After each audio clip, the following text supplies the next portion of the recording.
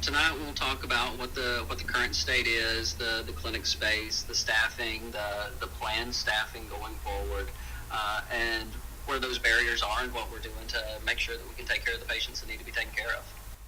Now, this grant that you got had a deadline of 120 days, but I guess you were able to see a first patient there within that period, right?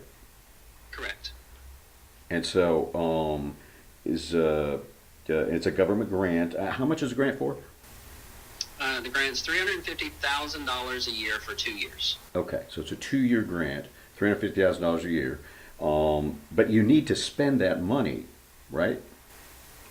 Yes, sir. We can only draw down what we've actually spent, and the spending is all attached to the clinical staff. So until we expand a little bit more of the space, then the drawdown on that grant is actually a little bit slow. Okay, so what's the status of the clinic right now? It's just a small room, I guess.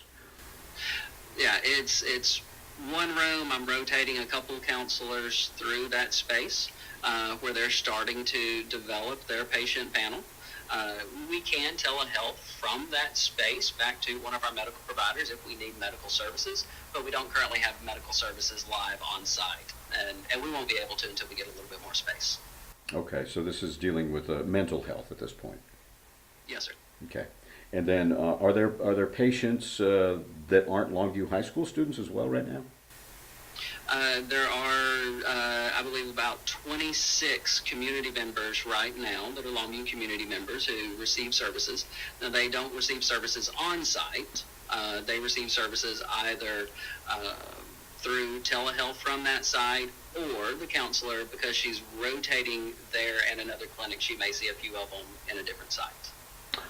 There are currently, at the time that I actually created the presentation for the board, I saw 4 students that were on site. I actually got some new numbers pulled this morning, and we're showing 8 patients on site now. So the numbers that were in that presentation are a couple weeks old. So we are developing that patient base there in the high school. Okay, and this, I guess, in no way is any kind of action item as far as LISD goes. It's just an update for the board. Yes, sir. Okay. Yes, sir. Moving forward, do you have any indication of how it is they're going to expand the space?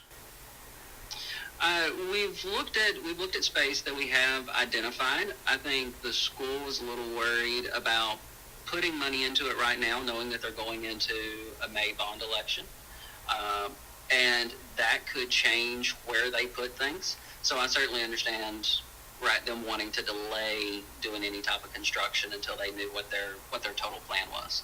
Yeah, and that's kind of what I'm getting at. I guess there's not really any indication if this is going to be a standing building on the property, or if they're still going to try to continue to do something inside the high school. Yeah, at the moment, I'm still under the assumption that it is a small space that is located there inside the high school. But again, I don't know what their total plans are for construction, and they may add on new wings or new buildings, and they may prefer us to be in one of those places. So I'm just waiting on direction from the school for that. Right, and I guess maybe tonight you might get a little bit of information as far as that goes? I don't really expect so. I think the school is looking right now looking forward to their bond election, and hopefully that being going through and passing. If that happens, like I said, it may change their plans completely on where things will be. So I think everything's going to kind of just be status quo until after that. The election's not very far out, so I guess it won't be long before they start working on some kind of answer here, right? Yes, I expect after that, then we'll finalize exactly where it's going to be located. Okay. So it still could possibly be inside the high school, I guess. Yes. All right. Well, thanks for all the information. Appreciate it. Absolutely. Thank you, sir.